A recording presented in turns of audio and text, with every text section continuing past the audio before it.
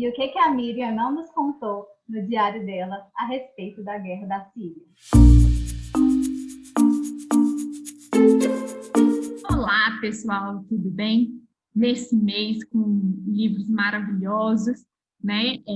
Conflitos e muitos questionamentos, nós convidamos uma pessoa super especial, que é o Miguel, é o meu marido, estudioso sobre política internacional, e ele vai contar para a gente um pouquinho dos conflitos, né? Tanto do Paquistão quanto da Síria. Antes de começar a ver o vídeo, já se inscrevam no canal, ative o sininho e dá o seu like no nosso vídeo e compartilhe, porque tem muita coisa boa nesse vídeo, tem muita informação importante para esclarecer tudo o que acontece lá no Oriente Médio. Então, olá, Miguel. Primeiramente, seja bem-vindo aí ao Verso em Prosa.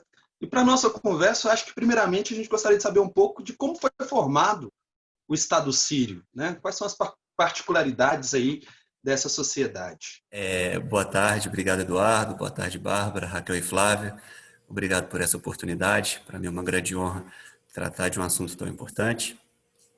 E respondendo a pergunta sobre a formação do Estado sírio, é interessante a gente notar que, a despeito de Damasco ser uma das cidades mais antigas do mundo, é uma região que está localizada no berço da civilização, é o que a gente chama de região do Levante.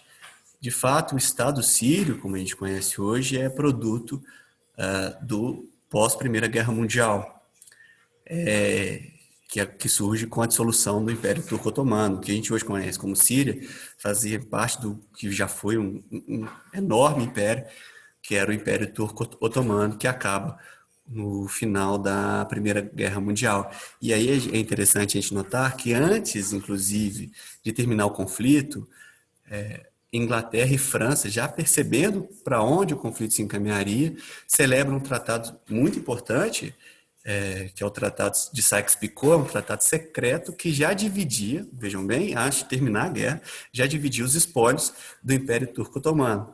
E nesse afã de conseguir dissolver esse gigante doente da Europa, como o Império Turco era chamado, a Inglaterra, principalmente, tenta promover a implosão. Ele estimula grupos locais, revoluções internas locais, para poder desestabilizar o regime turco, o regime otomano, e com isso destruir totalmente o Império. De fato, com o final da Primeira Guerra, o Império é desmembrado. A Liga das Nações promove o sistema de mandatos. Os países da região são divididos arbitrariamente pelas potências vencedoras do conflito mundial, e a Síria fica a cargo do mandato francês, até 1943, com a independência. Por isso a gente percebe tanta preocupação do governo francês até os dias atuais, com o governo sírio, com a situação na Síria. O Macron, o presidente francês, ainda hoje vem a público dizer sobre a sua preocupação, é justamente por conta dessa herança, desse sentimento de responsabilidade da França pelo que aconteceu na Síria, tendo em vista que até recentemente era um mandato francês o país. Bom, e hoje o que a gente tem como Síria é um país presidencialista, em tese, pelo menos, né? Ele é governado pelo Bashar al-Assad desde 2000, que herdou a presidência da República de seu pai, o Hafez al-Assad, que também governou o país por muito tempo, e o Bashar al-Assad é um muçulmano alauíta, é uma vertente do xiismo, e ele pertence ao Partido Árabe Baath, que era o partido do Iraque, de Saddam Hussein, que é expulso do Iraque no contexto de guerra ao terror promovida pelos Estados Unidos. Bom, e pensando nos dias de hoje, qual é o contexto de formação, Miguel, do conflito atual lá na Síria? Bom, é bastante complexo o conflito da Síria, né? Mas para a gente entender a formação, principalmente no contexto sírio ainda, da disputa, a gente se remete ao contexto da Primavera Árabe, uma série de movimentos que foram desencadeados em vários países árabes, né?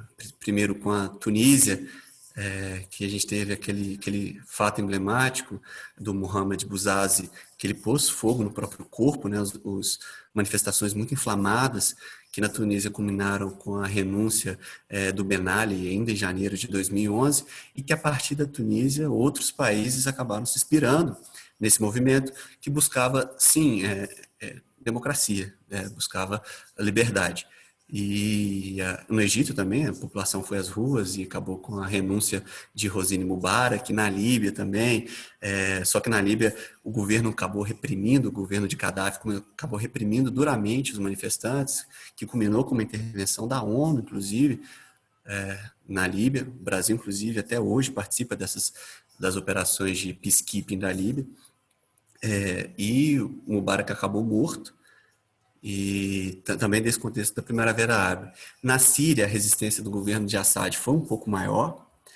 Com essa resistência, o país entrou em guerra civil, e aí a gente pode se perguntar, poxa vida, se na Líbia, que também houve resistência do governo nas manifestações, muita repressão, a ONU interveio, por que não aconteceu o mesmo na Síria?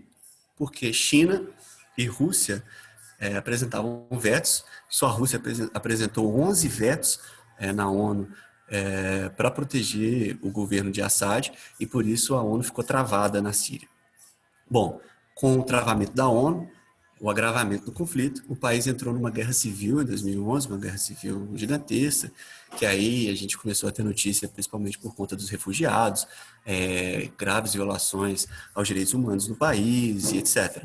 Então, o contexto sírio interno insatisfação de parte da população com o governo de Assad, busca por liberdade e democracia, repressão do governo, paralisia dos organismos internacionais e multilaterais de solução de controvérsias, e o país mergulhado numa grande guerra. Nesse contexto de várias influências internacionais no conflito da Síria, quem podem ser apontados como os principais atores internacionais, Miguel? Bom, os atores internacionais que participam do conflito é o que o torna, de fato, bastante complexo. Dada a paralisia da ONU e dos outros organismos multilaterais, cada ator internacional com interesse na região passou a agir de acordo com seus próprios interesses. E isso é importante deixar claro, porque em relações internacionais a gente não trabalha com a ideia de pessoas ou atores internacionais bons ou atores internacionais ruins, ou ninguém com boas ou más intenções, mas que cada Estado age de acordo com o seu interesse. É uma percepção realista das relações internacionais e que se aplica muito bem ao contexto sírio, porque se a gente observar, vamos trazer um pouquinho sobre quem que cada lado, cada ator, qual lado que cada ator apoia. Do lado do governo, do lado de Bashar al-Assad, a gente tem, por exemplo, o Hezbollah, que é um grupo que atua no Líbano, um partido político ao mesmo tempo uma organização militar para alguns terroristas, por exemplo, os Estados Unidos é um grupo terrorista. O Irã apoia o governo e a Rússia, principalmente com a intervenção militar direta na Síria desde 2015. Por outro lado, em apoio à oposição, em apoio aos rebeldes, nós temos uma coalizão de países gigantesca formada pelos Estados Unidos, Reino Unido, França, Arábia Saudita, Israel, e a própria Turquia com uma participação bem intensa também no conflito.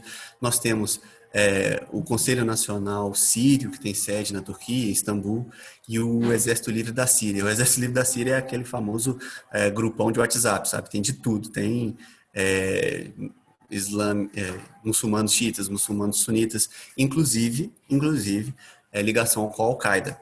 Para a gente ver como que é complexo de fato o cenário. E essa ligação com a Al-Qaeda é importante mencionar porque é o argumento russo contra os Estados Unidos.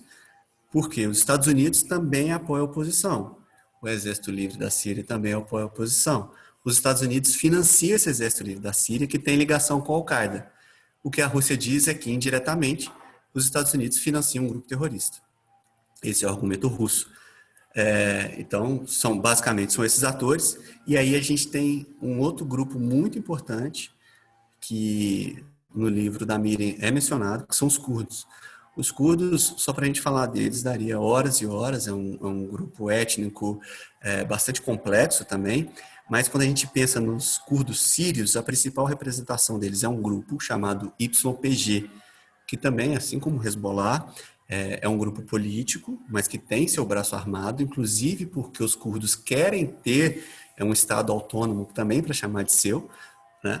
E o YPG, inclusive, declarou que tinha um Estado curdo independente, né, de fato, que é o estado de Rojava. A gente certamente já ouviu isso nos noticiários, o nome Rojava se refere a esse estado curdo dentro da Síria. É um estado autoproclamado, mas não tem muito reconhecimento internacional.